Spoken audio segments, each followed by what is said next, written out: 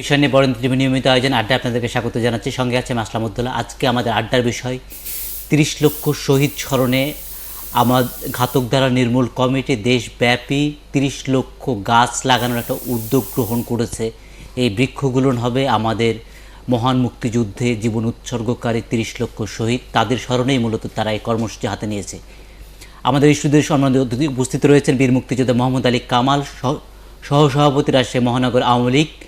অল্প কিছুক্ষণের মধ্যে আমাদের সাথে যুক্ত হবেন ঘাতক দ্বারা নির্মূল কমিটির কেন্দ্রীয় যুগ্ম সম্পাদক উপাধ্যক্ষ কামরুজ্জামান। আমি প্রথমেই বীর মুক্তিযোদ্ধা মোহাম্মদ আলী কামালের কাছে জানতে চাইব যে শহীদদের স্মরণে ঘাতক দ্বারা নির্মূল কমিটি যে উদ্যোগটা গ্রহণ করেছে, আমরা তাকে সাদরে আমরা গ্রহণ করছি, তাদেরকে সাধুবাদ জানাই, তারা একটা চমৎকার উদ্যোগ গ্রহণ করেছে। কিন্তু এর আগে এই ধরনের কোনো কাজ কি আপনারা কোনো সময় করতে পেরেছেন, যারা হিউজ আকারে যে কর্মসূচিটা ঘাতক দ্বারা নির্মূল কমিটি হাতে নিয়েছে এবং করতে যাচ্ছে? হ্যাঁ, ধন্যবাদ। ৩০ লক্ষ শহীদকে আমরা প্রতিদিনই স্মরণ করি, কিন্তু বাংলাদেশকে সবুজায়ন এবং এই শহীদদের স্মরণে একটা করে বৃক্ষ উৎসর্গ করা, এটা একটা অত্যন্ত মহতী উদ্যোগ। এবং এটা ঘাতক দালাল নির্মূল কমিটি হয়তো এখন নিচ্ছে, কিন্তু এর আগেও এই উদ্যোগটা বাংলাদেশ স্কাউটস এবং আরও দু একটা প্রতিষ্ঠান যৌথভাবে এই ৩০ লক্ষ শহীদের নামে ৩০ লক্ষ গাছ অঞ্চল ভিত্তিক ভাগ ভাগ করে লাগানোর একটা পরিকল্পনা হাতে নিয়েছে।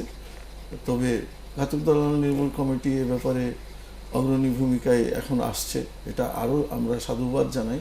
এবং এই বৃক্ষটি তখন আমরা যারা ২-৩ বছর তিনেক আগে উদ্যোগ গ্রহণ করি, এই বৃক্ষর নাম হবে মুক্তিবৃক্ষ।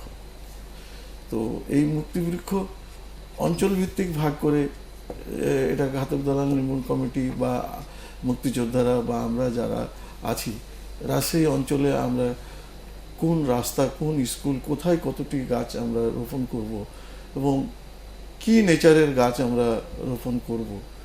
শহীদদের রক্তের রং লাল, কাজেই পলাশ লাগানো যায়, শিমুল লাগানো যায়, কৃষ্ণচূড়া লাগানো যায়। এগুলো হলো ফুল জাতীয়। এছাড়াও ফল জাতীয় বা আর একটি আমরা বলি যে হলুদ বৃক্ষ, কিন্তু রাস্তার ধারে খুব ভালো শোভা পায়, যেটাকে আমরা স্বর্ণঝরা বা বাঁদর লাঠি বলি, এটাও একটা খুব ভালো।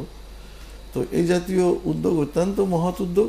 এবং ওই বৃক্ষের পাশে বা নিচে একটি ফলক থাকবে যে এটা মুক্তিবৃক্ষ, এটা এই বৃক্ষটি শহীদদের নামে উৎসর্গ, যেন আর 5টি গাছ থেকে এই গাছটিকে একটু আলাদা আমরা দেখতে পারি।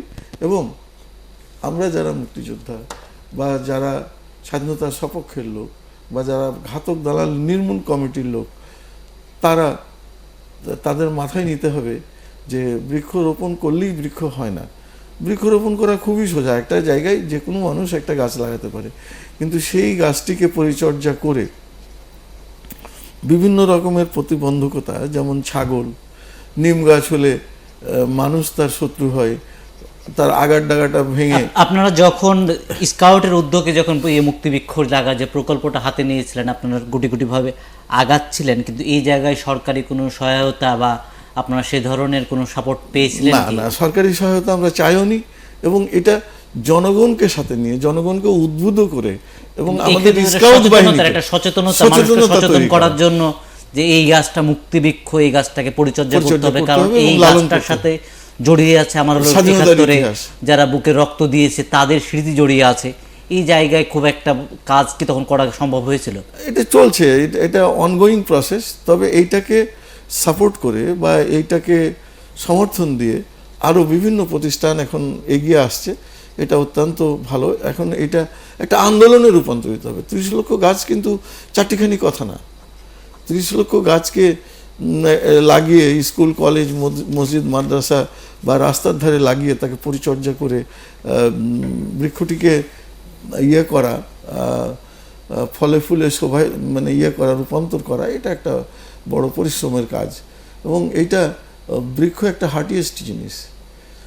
যদি কারো মাথায় বা কারো চর্চার মধ্যে বৃক্ষরোপণ না থাকে, তাহলে দেখা যাবে যে হুইম বা আবেগ উত্তাড়িত হয়ে হয়তো একটা বৃক্ষ লাগালো, কিন্তু দেখা গেল যে 1 বছর 2 বছর ওই গাছটিকে আর পরিচর্যা করা হলো না, নার্সিং করা হলো না, বা ডেঞ্জার লেভেলের নিচে যদি গাছ লাগা হয়, ডেঞ্জার লেভেল আমরা বলি এই কারণেই যে আমরা অনেক আগে পাকিস্তান আমলে বা পরবর্তীতেও দেখেছি যে 6 ইঞ্চি গাছ দিত। তো এই ছোট গাছগুলো কিন্তু যদি ঘেরাবেড়া না থাকে, বাউন্ডারি ওয়াল না থাকে, তাহলে এটা নষ্ট হয়ে যায়।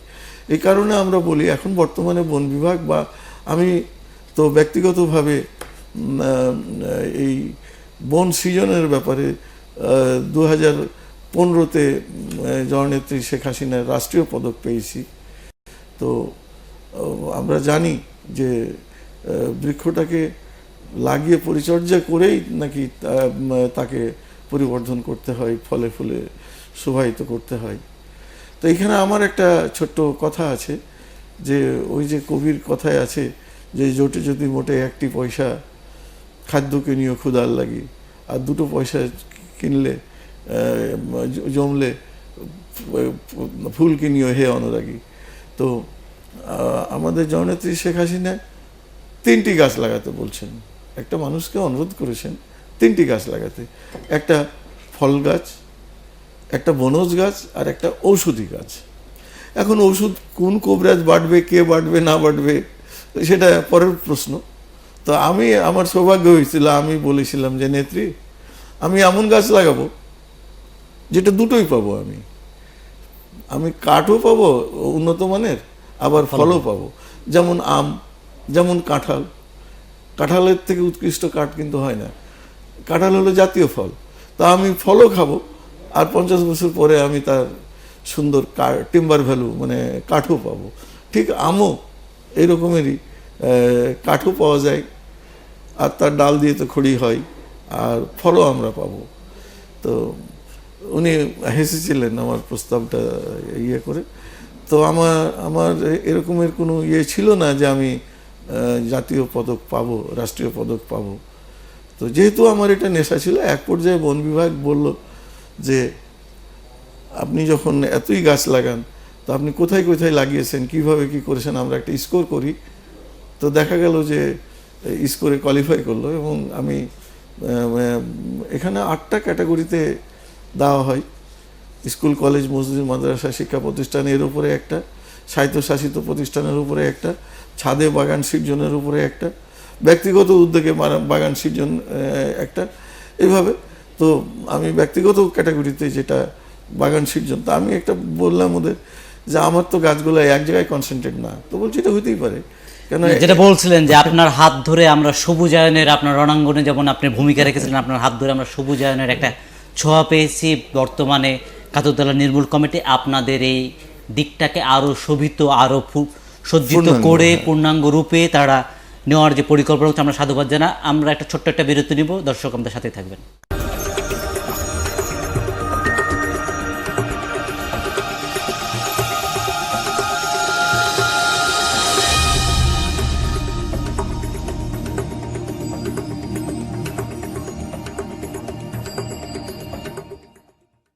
আমরা কথা বলছিলাম 30 লক্ষ শহীদ স্মরণে ঘাতকদালা নির্মূল কমিটির উদ্যোগে যে সারা দেশব্যাপী 30 লক্ষ গাছ লাগার যে উদ্যোগ নেওয়া হয়েছে বিষয়ে আমরা কথা বলছিলাম বীর মুক্তিযোদ্ধা মোহাম্মদ আলী কামাল। তার মুখ থেকে শুনলাম যে তারা উদ্যোগ নিয়েছিলেন স্কাউটের মধ্য দিয়ে সারা দেশে এক ধরনের এই শহীদ মুক্তিযোদ্ধাদের স্মরণে, যারা শহীদ তাদের স্মরণে মুক্তিবৃক্ষ নামে কাজ রোপণের। এই কাজটা ছোট ছোট উদ্যোগে চললেও খুব একটা বিস্তৃত হতে পারেনি। এই সময় আশার আলো হিসাবে ঘাতকদালার নির্মূল কমিটির যে কাজটা জাহানারা ইমাম শুরু করেছিলেন, তার নেতৃত্বে যুদ্ধাপরাধীদের যে দাবিটা উত্থাপন হয়েছিল, আজকে যুদ্ধাপরাধীদের বিচার সম্পন্ন হচ্ছে, কাজ চলছে, আরও বৃহৎ কলেবরে সেই বিচারটা সম্পন্ন হবে। আবার তারা যে কাজটা করছেন শহীদদের স্মরণে, যে দায়িত্বটা আমাদের জাতির কাছে দীর্ঘদিন ধরে ছিল, সে দায়িত্বের জায়গা, সে দায়বদ্ধতার জায়গায় ঘাতকদালা নির্মূল কমিটি কাজ করছে। আমি শহীদ উপাধ্যক্ষ কামরুজ্জামানের কাছে যাব, তিনি ঘাতকদালা নির্মূল কমিটির কেন্দ্রীয় যুগ্ম সম্পাদকের দায়িত্ব পালন করছেন, যে আপনারা যে উদ্যোগটা নিলেন দেশব্যাপী 30 লক্ষ গাছ লাগার যে উদ্যোগটা, আপনাদের কি একটা তো বৃহৎ কোনো চিন্তা আছে, যে চিন্তার সাথে নিয়ে আপনারা আগাচ্ছেন? যে মূলত আমরা যে একটি চিন্তা করেছিলাম সেটি হচ্ছে যে এই পৃথিবীতে সবথেকে ভয়াবহ দুটো দুর্যোগ, একটি হচ্ছে মানুষ সৃষ্ট দুর্যোগ, আরেকটি হচ্ছে প্রকৃতির দুর্যোগ। এই দুটো দুর্যোগকে মোকাবেলা করার জন্য আমরা প্রাণান্তকর চেষ্টা করে যাচ্ছি সারা পৃথিবীর মুক্তমনা মানুষরা। আমরা অত্যন্ত নির্মমতা লক্ষ্য করেছি 1971 সালের 25শে মার্চ থেকে যে গণহত্যা শুরু হয়েছিল, সেই গণহত্যা, এই গণহত্যাটাই একটা মহামারী দুর্যোগ সারা পৃথিবীতে, যেটা মানুষ সৃষ্টি করেছে। আরেকটি দুর্যোগ হচ্ছে আমাদের ধরিত্র মাতা, আমাদের এই পৃথিবী, সেইখানে বন বিভাগ, সেইখানে গাছের হার 26% থাকতে হয়। জাতিসংঘের হিসেব অনুযায়ী বাংলাদেশে সেটি এখন 11%। ভারতে আমাদের দ্বিগুণ, ভুটানে আমাদের 6 গুণ এইরকম একটি অবস্থানে আছে। আমরা মনে করেছি যে এই গণহত্যার যে স্মৃতি, গণহত্যার শহীদদেরকে যে স্মরণ, ওরা আমাদের কাছে চিরসবুজ, চির অম্লান, চির যৌবনধারী তারা আমাদের কাছে। এইটা আমরা চিরসবুজ করে রাখার উদ্দেশ্যে আমরা এক ধারে বাংলাদেশের পরিবেশকে যেমন রক্ষা করতে চাচ্ছি, আমাদের মাননীয় প্রধানমন্ত্রী জননেত্রী শেখ হাসিনা বাংলাদেশের পরিবেশ রক্ষার জন্য নানাবিধ কর্মকাণ্ড পরিচালনা করে আসছেন, তিনি পুরস্কার দিচ্ছেন। আমরা সৌভাগ্যবান যে আমাদের সাথে যে এখন মুক্তিযোদ্ধা আলোচনা করছেন, বীর মুক্তিযোদ্ধা মোহাম্মদ আলী কামাল, তিনি প্রধানমন্ত্রীর এই পদকে ভূষিত হয়েছেন। উনি ব্যক্তি উদ্যোগে সারা দেশে বিভিন্ন জায়গাতে গাছ লাগিয়ে বেড়াচ্ছেন। শুধু গাছ লাগিয়ে বেড়াচ্ছেন তাই কিন্তু না, ওনারা গবেষণা করেন, ওনারা দেখেন যে কোন বৃক্ষটা নিঃশেষ হয়ে যাচ্ছে, কোনটা কমে যাচ্ছে, কোন অঞ্চলে কোনটা নাই হয়ে যাচ্ছে, তারা সেই গাছটিকে নিজে তৈরি করেন এবং সেটি ওই অঞ্চলে যে লাগিয়ে আসেন। এই ধারণাটাকে নিয়ে আরেকটি বিষয় আমাদের মধ্যে ছিল, সেটি হচ্ছে যে এই 30 লক্ষ নিয়ে কটাক্ষ করা।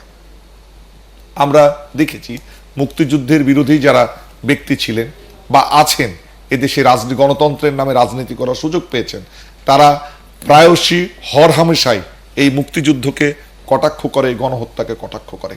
সেই জন্য আমরা বলেছি আমাদের যে আন্দোলন, সেই গণতন্ত্রের আন্দোলন, স্বাধীনতার আন্দোলন, মুক্ত চিন্তার আন্দোলন, সেটি যে আজ শুরু হয়েছে তা না।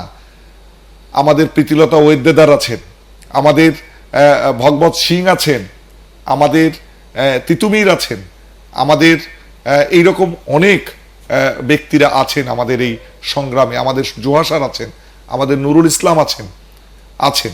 এই ধারাবাহিকভাবে এসে আমাদের মুক্তিযুদ্ধের সময় 30 লক্ষ লোক শহীদ হয়েছে। শুধু যে আমাদের দেশেরই মানুষ মারা গেছে তা তো না, আমরা ভারতের প্রতি কৃতজ্ঞ, তাদের 18,000 সৈন্য এই মুক্তিযুদ্ধে প্রাণ দিয়েছে, আমরা তাদেরকেও স্মরণ করতে চাই। আমরা সেই জন্য 30 লক্ষ শহীদকে স্মরণ করে আমরা 30 লক্ষ গাছ লাগাবো। আমরা যদিও বলেছি গণহত্যার বিষয়টি, কিন্তু এই দেশের, এই পৃথিবীর সমগ্র মানুষ যারা গণহত্যার বিপক্ষে দাঁড়ায়, যারা স্বাধীনতার আন্দোলনের পক্ষে থাকে, যারা মুক্ত এবং প্রগতিশীল হিসেবে নিজেদেরকে পরিচয় দেয় এবং দিতে গিয়ে, কাজ করতে গিয়ে যারা জীবন দিয়েছেন, প্রত্যেকের নামেই আমরা একটি করে বৃক্ষরোপণ করতে চাই। কেন? আমার আবেগ দিয়ে যখন আমি শহীদ এইচ.এম. কামারুজ্জামানের নামে একটি গাছ লাগাবো, সেটি আমি রক্ষা করার জন্য আমার জীবন দিয়ে হলেও পরিচর্যা করব। একই রকম ভাবে আমাদের শহীদ নুরুল ইসলাম, ডক্টর শামসুজ্জোহা, মামুন মাহমুদ, তারপরে বীরশ্রেষ্ঠ ক্যাপ্টেন মুহিউদ্দিন জাহাঙ্গীর, এইরকম অসংখ্য নাম, আমরা নাম যখন সংগ্রহ করছি, অসংখ্য নাম আমাদের সামনে এসে হাজির হচ্ছে। সেগুলোকে আমরা, সুখরঞ্জন সমাদ্দার, আমাদের উনি মুক্তিযোদ্ধা আমাদের সাথে আছেন, আমার আমি তার সাথে কথা বলাটা একেবারেই দৃষ্টতা। তারপরেও আমরা বলছি যে আমরা এই রকম ব্যক্তি, গাছগুলো লাগাবে কারা? শহীদ পরিবারের সন্তান এই গাছগুলো লাগাবে। আমরা জানি আব্দুল সালামের পরিবারের 3 জন লোককে মেরে ফেলেছে। নজমুল হক ছিলেন অ্যাডভোকেট, MNA ছিলেন, তাকে স্মরণ করে তার পরিবারের একজন গাছ লাগাবে। কামরুজ্জামানকে স্মরণ করে কামরুজ্জামানের পরিবারের একজন গাছ লাগাবে। নজমুল হককে স্মরণ করে তার পরিবারের একজন গাছ লাগাবে। বিশ্ববিদ্যালয়ের শিক্ষককে স্মরণ করে বিশ্ববিদ্যালয়ের শিক্ষক একজন গাছ লাগাবে। এই যে প্রজন্ম থেকে প্রজন্ম, সেই বিষয়টিকে আমরা ছড়িয়ে দিচ্ছি শুধু দেশে না, সারা পৃথিবীতে। ইতিমধ্যে ত্রিপুরা রাজ্যের আগরতলাতে আমাদের গণকবর আছে, মুক্তিযুদ্ধের গণকবর আছে, সেইখানে গাছ লাগানো সম্পন্ন করেছি আমরা। আমাদের মাননীয় রাষ্ট্রপতি, তার প্রতি আমরা ভীষণ রকমের কৃতজ্ঞ। আব্দুল হামিদ, তিনি এই বঙ্গভবনে 25টি গাছ লাগিয়ে এটি উদ্বোধন করেছেন। এটি উদ্বোধন করার সময় উনি যে কথা বলেছেন সেগুলোই আমি মূলত পুনরাবৃত্তি করলাম। উনি গাছ লাগাতে গিয়ে বলেছেন এই মহতী উদ্যোগটা আমাদের বাংলাদেশকে একটি নতুন মাত্রায় নিয়ে যাবে। সারা পৃথিবীতে আমাদের প্রায় 77টা দেশে নির্মূল কমিটি আছে, তারা তাদের জায়গাতে গাছ লাগানো শুরু করছে। আমরা নাটোরে গাছ লাগাবো 31 তারিখে, চিটাগাঙে গাছ লাগিয়ে এসেছি গতকালকে। এইরকম করে আমরা চারিদিকে ছড়িয়ে দিতে চাচ্ছি। আমরা বলছি যে তুমি একটি গাছ লাগাও, তোমার পাড়াতে যে শহীদ হয়েছে, তোমার এলাকাতে যে শহীদ হয়েছে তার স্মরণে তুমি তোমার জায়গায় একটি গাছ লাগাও। যেটা যে কাজটা ঘাতক দালাল নির্মূল কমিটি শুরু করেছিলেন 1992 সালে জাহানারা ইমামের নেতৃত্বে, প্রজন্মের যেটা দায় ছিল, যে দায়বদ্ধতার জায়গায় সেই জায়গায় কাজ করছে। তারা চাচ্ছে যে শহীদের চিরযৌবনের যে শক্তি, সেই শক্তিটাকে কাজে লাগিয়ে দেশের বিভিন্ন প্রান্তে আনাচে কানাচে 30 লক্ষ শহীদের নাম স্থাপনের মধ্য দিয়ে যারা কটাক্ষ করে তাদের জন্য একটা জবাব থাকবে। এই গাছের সাথে, এই পরিবেশের সাথে আমাদের বাংলাদেশের 17 কোটি মানুষের অংশগ্রহণ থাকবে, তাদের দুঃখ কান্না থাকবে, তাদের পরিচর্যা জায়গাগুলো থাকবে। আমরা দেখলাম যে 25শে মার্চকে গণহত্যা দিবস ঘোষণা করা হয়েছে, কিন্তু এই যে 30 লক্ষ শহীদের যে বলিদান, 2 লক্ষ মা বোনদের সম্ভ্রম হারার যেই ক্ষতি, এই জায়গায় তাদের বিচারের কাজ কতটুকু এগিয়ে গেছে বলে মনে করেন বীর মুক্তিযোদ্ধা মোহাম্মদ আলী কামাল? আমি একটু অন্যমনস্ক হয়ে গিয়েছিলাম যে বৃক্ষরোপণের কাজটা কত দূর। বৃক্ষরোপণের পাশাপাশি যেটা আপনার হলো যে শহীদ যারা হয়েছে 30 লক্ষ শহীদ, তাদের যে বিচারটা, আমরা কয়েকজন রাঘব বোয়ালকে পেলাম, কিন্তু এদের তো শুধু না, যারা ছোট ছোট যারা ঘাতক ছিল তারা তো কম ক্ষতি করেনি। না, নিঃসন্দেহে তারা ক্ষতি করেছে। এবং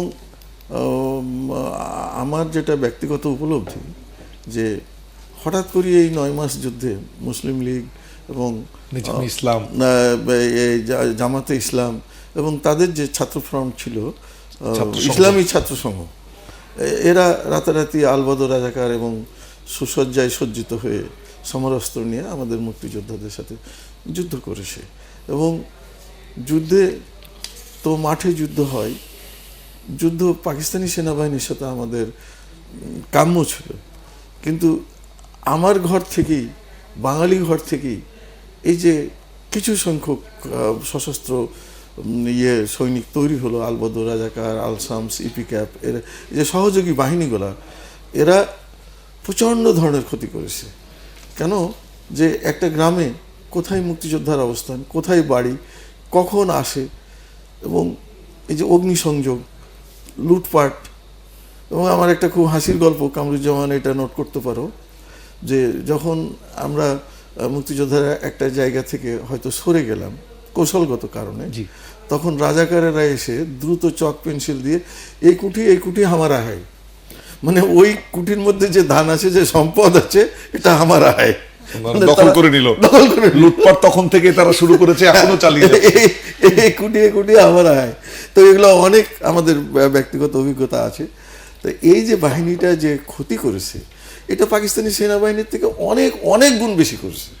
বরং আমরা তো এরকম করে বলি যে 30 লক্ষ লোক শহীদ হতো না, মারা যেত না, তারা যদি এইভাবে সহযোগিতা না করতো, কিংবা তারা নিজেরাও তো হত্যার সাথে। এবং কামরুজ্জামান, আরো একটা সুনির্দিষ্ট ডেটের কথা বলি, যখন তারা দেখলো যে আমরা চারিদিক থেকে ঘিরে ফেলেছি, জেলাগুলাকে ক্রমশ আমরা মুক্ত করছি, তখন 14 ডিসেম্বর তারা বেছে নিল যে সমস্ত বাংলাদেশের বুদ্ধিজীবী, ডাক্তার, মাস্টার, ইঞ্জিনিয়ার, যত রকমের আমাদের যারা গুরুজন, শ্রদ্ধ জ্ঞানী ব্যক্তিত্ব, এই আলবদর রাজাকারেরা তাদেরকে বাড়ি চিনিয়ে দিয়ে এতটা সময় এই বাড়িতে পাওয়া যাবে, এতটা সময় এই বাড়িতে পাওয়া যাবে, তারা বুদ্ধিজীবীদের আমাদের হত্যা করল।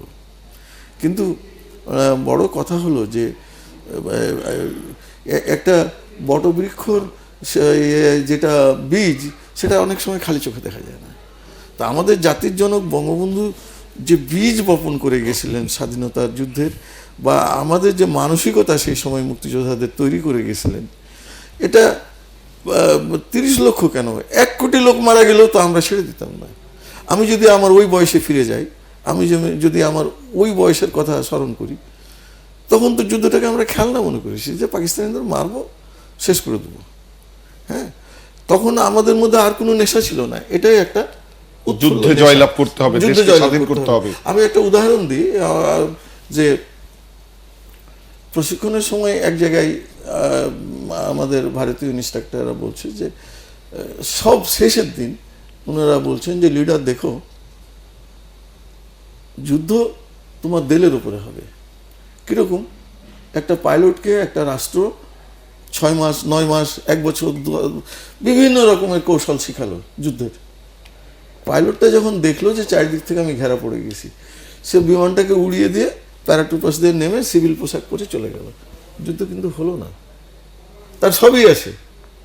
কিন্তু যদি আমি মনের দিক থেকে দৃঢ়ভাবে প্রতিজ্ঞ হই যে না, আমার দেশ মাতৃকার জন্য কাজ করতেই হবে, আমাকে যুদ্ধ করতেই হবে, আমার ওই একটা বিমান নিয়ে আমি সবটিকে ফেলে দিতে পারবো।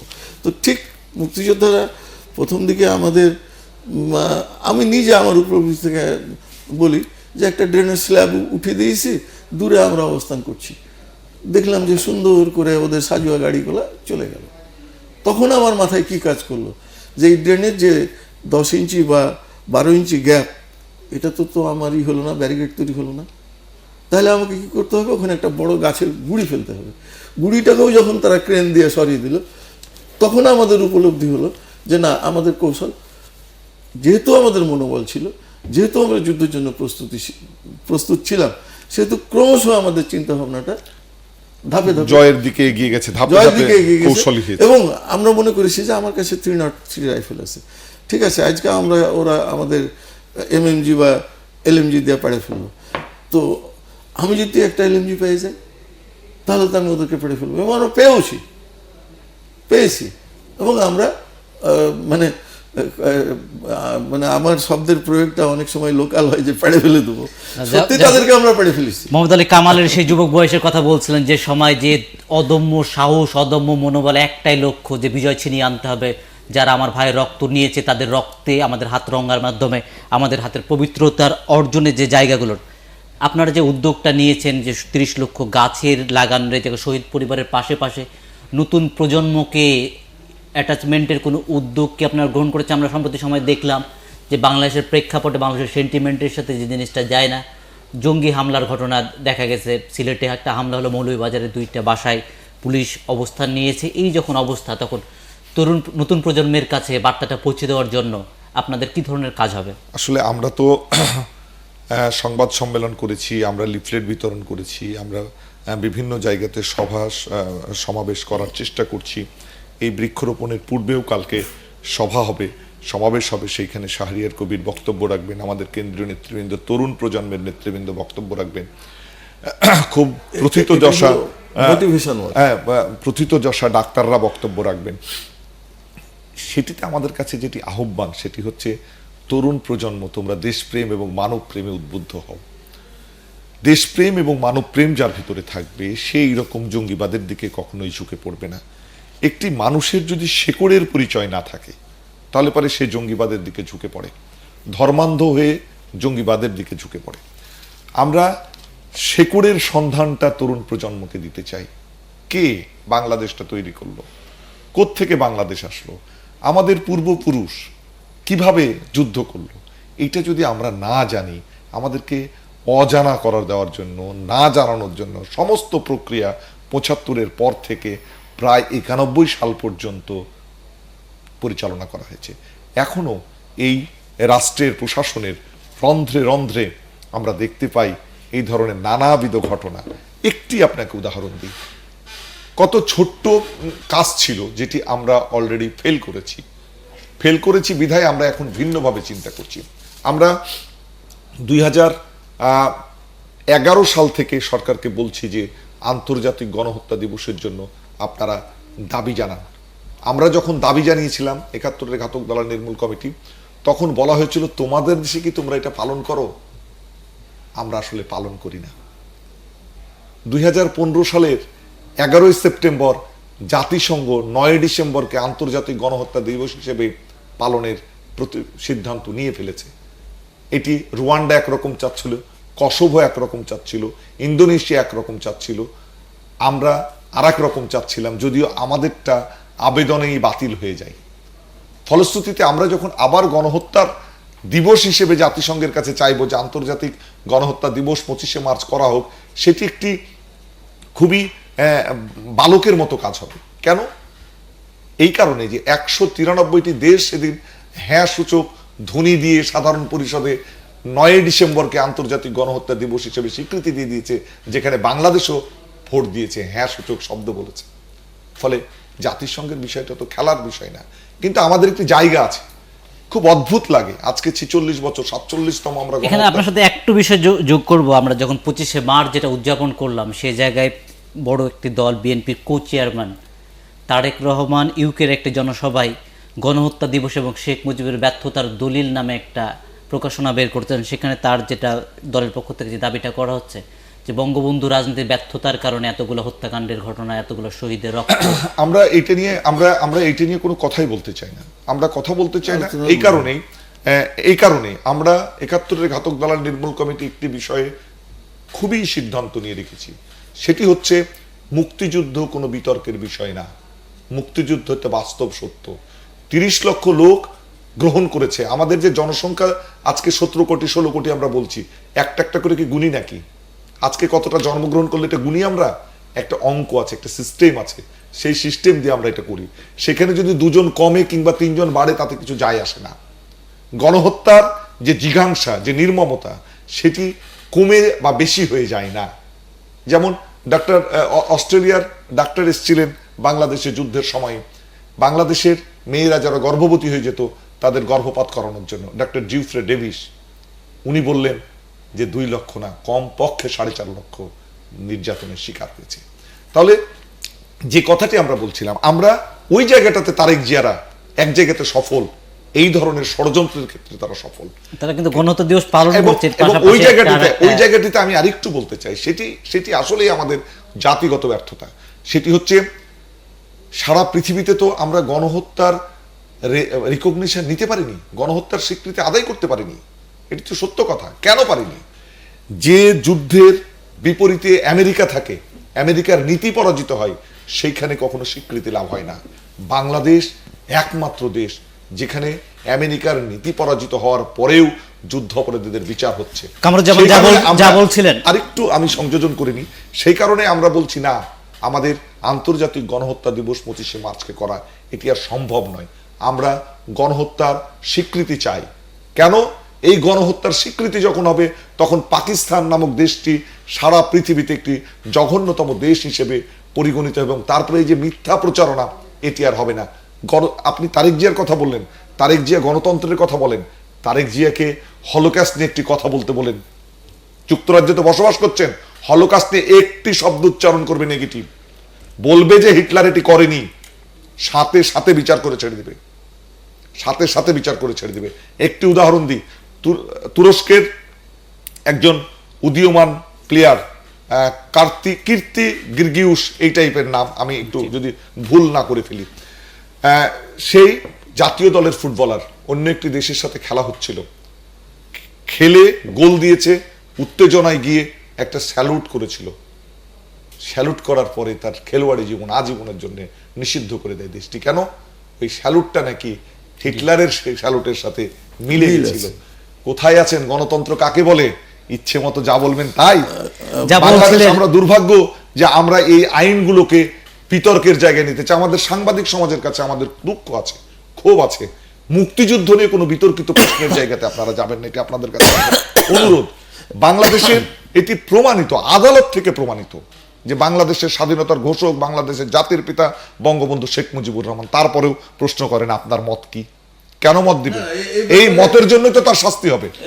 এই ব্যাপারে আমরা আলোচনা করতে যা বলছিলেন যে আমাদের যেটা পররাষ্ট্র শক্তি, যেটা আমেরিকা বা যুক্তরাষ্ট্রে যারা ছিলেন, আমাদের 71 সালে তাদের সেই নীতির বৃদ্ধাঙ্গুলি দেখে আমরা আমাদের জয়টা ছিনিয়ে নিয়েছি। কিন্তু পদ্মা সেতুতে যেটা দেখা গেল, বিশ্ব ব্যাংক আমাদেরকে সেই শক্তির একটা অংশ আমাদেরকে যখন এক ধরনের। এখানে আরেকটু আপনার সাথে শুধু একটু সংযোজন করে যে দেখুন, সারা পৃথিবীতে প্রগতিশীল মুক্ত মনা মানবিক লোক আছে। আমি নিজে বঙ্গভবনে একটি গাছ লাগিয়েছি মাননীয় রাষ্ট্রপতির সাথে সাথে। যার নামে গাছটি লাগালাম তিনি হচ্ছেন যুক্তরাষ্ট্রের একজন নাগরিক, William Evans, father William Evans, যিনি 13ই নভেম্বর ঢাকাতে তাকে গুলি করে হত্যা করা হয়েছিল এই মুক্ত এই স্বাধীনতা আন্দোলনকে সমর্থন করে তিনি কিছু কাজ করেছিলেন। সেই কারণে তার মানে যুক্তরাষ্ট্রের জনগণ কিন্তু বাংলাদেশের পক্ষে ছিলেন, যুক্তরাষ্ট্রের প্রশাসন আমাদের পক্ষে ছিলেন। কামরুজ্জামান, আমি একটু তোমাকে সাপ্লিমেন্ট করতে চাই যে আমার মানে মুক্তিযুদ্ধ নিয়ে আমি প্রায় চিন্তা করি। 30 লক্ষ শহীদের যে ব্যাপারটা, বাংলাদেশের আমাদের তখন পয়সা ছিল না। আমরা 71 সালে যুদ্ধের পরেই মানে আমাদের বিজয় অর্জন করার পরেই, বঙ্গবন্ধু দেশে ফেরার পরেই জাতিসংঘের একটা টিম, ওই কি বলে, চুক্তিভিত্তিক ইউনিয়ন ওয়াইজ 3 মাসের জন্য তাদেরকে দায়িত্ব দেওয়া হয়েছিল। এই এত বড় টেবিল আমি দেখেছি তাদের, প্রত্যেকটা বাড়ি বাড়ি গিয়ে তারা নোট করেছিল আপনার কি ক্ষতি হয়েছে, আপনার পরিবার থেকে কোনো শহীদ হয়েছে কিনা, আপনার কোনো জিনিস লুণ্ঠিত হয়েছে কিনা, আপনার পরিবারে কেউ রেপ্ট হয়েছে কিনা, ইত্যাদি একটা বড় টেবিল আমরা দেখেছি। এবং ইট ইজ রেকর্ডেড থিং যে জাতিসংঘই প্রথম এই যে 30 লক্ষ শহীদ, এটা কাল্পনিক নয়, পৃথিবীর এটা recorded thing। দলিল আছে আপনার পৃথিবীর ন্যাশনাল দলিল, জিওগ্রাফিক দেশ, ম্যাগাজিন, তারপরে দলিল এনসাইক্লোপিডিয়া আমেরিকা, দলিল আছে, যথেষ্ট দলিল আছে, আন্তর্জাতিক মানসম্মত দলিল আছে। যেই জিনিসটা আপনাদের মুক্তিযোদ্ধারা এবং যারা আমাদের শহীদ হয়েছেন, যারা যে প্রত্যাশাটা করেছিলেন যে বিচারের যে কার্ড, আমরা দেখলাম যে সেই বিচারের ধারাটা আমাদের ঘাতক দ্বারা নির্মূল কমিটির কেন্দ্রীয় যুগ্ম সম্পাদক উপস্থিত আছে, তাদের হাত ধরেই হয়েছে। আমাদের যে মুক্তিযোদ্ধাদের স্মৃতির বিষয়টা সামনে নিয়ে আসা, এই কাজগুলো হয়েছে। এই জায়গায় কি আপনারা এই ধরনের একটা প্রজন্মের দায়িত্বশীল ভূমিকা আপনারা কতটুকু আপনারা স্বাচ্ছন্দ্য বোধ করেন যে এমন একটা সচেতন প্রজন্ম আপনারা পেয়েছেন, আপনাদের দাবির আদায়ের জন্য তারা কাজ করে যাচ্ছে? না, নিঃসন্দেহে জননেত্রী শেখ হাসিনার দল আওয়ামী লীগ এবং মহাজোট যখন নির্বাচন করে 2008-এ না, 2008-এ এটা ডিউ ছিল তো তত্ত্বাবধায়ক সরকার, তখন কিন্তু এইটা আওয়ামী লীগ বা মহাজোটের ম্যানিফেস্টোতেই ছিল যে আমরা যুদ্ধাপরাধীদের বিচার করব, এবং এই যুদ্ধাপরাধীদের বিচার করব বলেই আমাদের যে ইয়ুথ বা আমাদের যে কি বলবো যুব সমাজ, তারা আওয়ামী লীগকে ভোট দিয়েছিল। এবং আমি আমার পরিবারের একটা ছোট্ট ঘটনা কামরুজ্জামানকে আমি বলতে চাই। আমার ভাতিজাকে একদিন আমি গল্প শোনাচ্ছিলাম যে আমাদের এইখানে এই নাম, এরা আমাদের শান্তি কমিটি তৈরি করেছিল, অমুক করেছিল, তমুক করেছিল। তো শুনতে শুনতে এক পর্যায়ে রেগে উঠে গেল, মেজো আব্বা আপনি তাদেরকে তাহলে বাঁচিয়ে রাখলেন কেন? আমি তো জবাব দিতে পারিনি। আমরা চ্যালেঞ্জ করে বলতে পারি যে 16ই ডিসেম্বর থেকে জাতির জনক 10ই জানুয়ারি আসছে, 16ই ডিসেম্বর থেকে এই 10ই জানুয়ারি পর্যন্ত যদি আমরা মুক্তিযোদ্ধারা মনে করতাম, তাহলে একটি আলবদর রাজাকার বা একটা কোনো কিছু বাঁচার উপায় ছিল না। কেন যে ভারতে আমাদের নেটওয়ার্ক, এখানেও তখন আমরা বিজয়ী, কিন্তু আমরা আইনটা হাতে তুলে নিই। আমার টিম বা আমি আমার ফিলিংসটা বলি যে যদি আমরা মুক্তিযোদ্ধারা আইনটা হাতে তুলে নিতাম, তাহলে দেশের একটা বড় ধরনের ম্যাসাকার হয়ে যেত। আমরা তাদেরকে বলেছি যে জাতির জনক ফেরত আসবে, দেশে আইন প্রতিষ্ঠিত হবে, যুদ্ধ অপরাধীদের বিচার হবে। তা নাহলে একটা পিঁপড়াও আমাদের কাছ থেকে ওই পাকিস্তানি সেনাদেরকে যা বলছিলেন আপনারা, সাপ্লিমেন্ট করি ওনার সাথে যে জাতির জনক বঙ্গবন্ধু শেখ মুজিবুর রহমান 10ই জানুয়ারি ফিরে এসে যে বক্তব্য দিয়েছিলেন, সেখানে তিনি পৃথিবীর মানুষকে, সারা বিশ্ববাসীকে আহ্বান জানিয়েছিলেন যে হে বিশ্ববাসী, তোমরা এসে দেখে যাও কিভাবে আমার বাঙালিকে হত্যা করা হয়েছে, আমি এর বিচার করবই, তোমরা আমাদের বিচার করে দিবা, এই কথা বলেছিলেন। এবং সেই অনুযায়ী 73 সালে কিন্তু তিনি বিচার শুরু করেছিলেন। তারপরে ইতিহাস হয়েছে, সেই যারা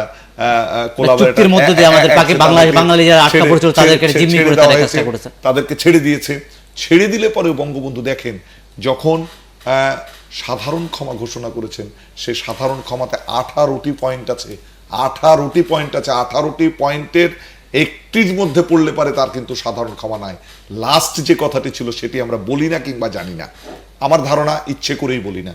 সেটি হচ্ছে, কেউ যদি সাধারণ ক্ষমার আওতায় ক্ষমা পেতে চায়, তবে তাহলে তাকে নিকটস্থ মহকুমা ম্যাজিস্ট্রেটের কাছে হাজির হয়ে মুচলেকা দিয়ে এই দেশের প্রতি আনুগত্য ঘোষণা করে ক্ষমা প্রার্থনা করতে হবে, তবেই সে ক্ষমার যোগ্য। তারপরে গেল, ঠিক যখন ক্ষমা ঘোষণা করছেন তখন কিন্তু 73-এর অ্যাক্ট অলরেডি বঙ্গবন্ধু সংবিধানে এটা impose প্রশ্ন করবে। ছিল আপনাদের কাছে, আপনারা যেহেতু 30 লক্ষ শহীদদের স্মরণের গাছ নির্মাণের যে প্রতিষ্ঠানের যে কাজটা করছেন, এর পাশাপাশি এই যে যাদের যাদের বুকের উপর গুলি চালিয়ে যারা ঘাতক গোষ্ঠী ছিল, রাজাকার, আলবদর, আলশাম, এদের বিচারের জন্য রাজশাহী ওয়াইজ বা বিভিন্ন এলাকা ওয়াইজ তাদেরকে চিহ্নিত করা, তাদের বিচারের দাবিতে আপনারা কোনো কর্মসূচি বা আপনারা কোনো কাজ করবেন কিনা? বিচারের বিষয়টি আমরা মাননীয় প্রধানমন্ত্রী, ওই কথাটাতে আমি আসছিলাম। 92 সালে যখন 71-এর ঘাতক দালাল নির্মূল কমিটি গঠিত হলো, যখন গণ আদালত হলো, তখন জাতির জনকের কন্যা বঙ্গবন্ধু শেখ মুজিবুর রহমানের কন্যা জননেত্রী শেখ হাসিনা বিরোধী দলীয় নেত্রী সংসদে বিরোধী দলীয় নেত্রী থাকাকালীন তিনি একটি অবিস্মরণীয় ভাষণ দিয়েছিলেন, এবং তার ধারাবাহিকতায় তিনি খালাম্মা বলে ডাকতেন শহীদ জননীকে। বললেন, খালাম্মা, গণ আদালত হবে, যত লোক লাগে, যত সাপোর্ট লাগে আমি দেব। বিচারের প্রত্যেকটি অংশে জননেত্রী শেখ হাসিনা কিন্তু ছিলেন। সেই ধারাবাহিকতায় আমরা আন্দোলন করেছি, জননেত্রী শেখ হাসিনা সেটিকে হাতে নিয়ে বিচারের জায়গায় নিয়ে গেছে, আইনকে প্রতিষ্ঠিত করেছে। কত ধারাবাহিকভাবে উনি কথা বলছিলেন, আমি শুনছিলাম, মুক্তিযুদ্ধের পক্ষের মানুষ কতটা মানবিক, যাকে হত্যা করতে পারে তাকে কিন্তু হত্যা করেনি, আইনের ধারাবাহিকতায় নিয়ে গেছে। জননেত্রী শেখ হাসিনা বঙ্গবন্ধু হত্যার বিচার করেছেন, আইনের এতটুকু রদবদল করেননি, একদম স্বাভাবিক আইন দিয়ে বিচার করেছেন। কখনো কখনো আমরা যারা তাকে ভালোবাসি, যারা মনে করি যে দেশের উন্নয়ন তার হাতেই সম্ভব, আমরা কিন্তু ক্ষিপ্ত হয়েছি, কিন্তু পরে বুঝেছি যে না, এটি হচ্ছে পথ। একই রকম ভাবে বিচার প্রক্রিয়া এগিয়ে যাচ্ছে। বিচার প্রক্রিয়াটি তৃণমূল পর্যায়ে আসতে হয়তো সময় লাগবে, কারণ হচ্ছে বাংলাদেশের প্রত্যেকটি রন্ধ্রে রন্ধ্রে সেই রকম লোকরা বসে আছে, যাতে এইটি ওই পর্যায়ে না যায়। আমরা বিশ্বাস করি প্রত্যেকটা জায়গায় কিন্তু ষড়যন্ত্র হয়েছে, আদালত দিয়েছে, সে আদালত নিয়ে ষড়যন্ত্র হয়েছে। গনি রোডে একটা ছোট্ট বাড়ি দিয়েছিল, আমরা বলেছিলাম না, এই বাড়ি নেব না, পরে তো হাইকোর্টের সাথে বাড়ি দেওয়া হয়েছে। এই হাইকোর্টের যে জায়গাটিতে আদালত করেছে, সেটি থেকেও বিচারকরা বলেছে যে এটি এখানে রাখবো না। পাশে হাইকোর্টের অনেকখানি জায়গা ইঞ্জিনিয়াররা দখল করে রেখেছে, ওটি কিন্তু বলতে পারেন না বিচারকরা। এই আদালতটার দিকে চোখ যায় কেন? কেন কোনো বিচারক, এটি আদালত অবমাননা হবে কিনা আমি জানি না, জাতীয় দিবসগুলোতে দেশের বাইরে থাকেন, বিবৃতি দেন না কেন? কোত্থেকে আসে এগুলো? সাহস কোত্থেকে হয়? বঙ্গবন্ধু হত্যার বিচার করতে গিয়ে বিব্রত বোধ করো, যুদ্ধাপরাধীদের বিচার করতে গিয়ে বিব্রত বোধ করো, আর সেকেন্ডে রাজাকারদেরকে ছেড়ে দাও। সাহস আসে কোত্থেকে?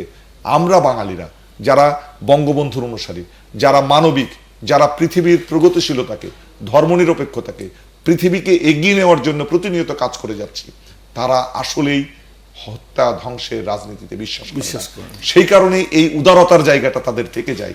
সেই উদারতার সুযোগ নিয়ে কখনো কখনো তারা পিছন দিক থেকে আমাদের জাতির পিতাকে হত্যা করতে পারে, কিন্তু তার দেখানো পথকে কখনো রুদ্ধ করতে পারবে না।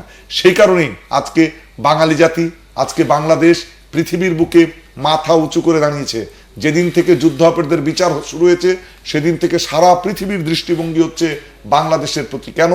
একমাত্র দেশ যে নিজের আদালতে, নিজের আইনে, নিজের বিচারক দিয়ে, নিজের অ্যাডভোকেট দিয়ে আসামিদের বিচার করছে, অপরাধীর বিচার করছে, এবং সেই অপরাধী কারা?